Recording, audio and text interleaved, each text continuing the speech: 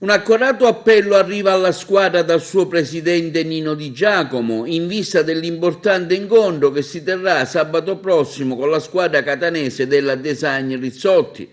Per il presidente Di Giacomo sarebbe auspicabile una continuità di gioco, cosa non vista nelle ultime partite giocate, fatte a sprazzi, una cosa che non dà lustro al progetto di vittoria che la squadra ambisce a raggiungere. Ma guarda, innanzitutto una continuità di gioco, perché ho visto ultimamente che giocano a sprazzi.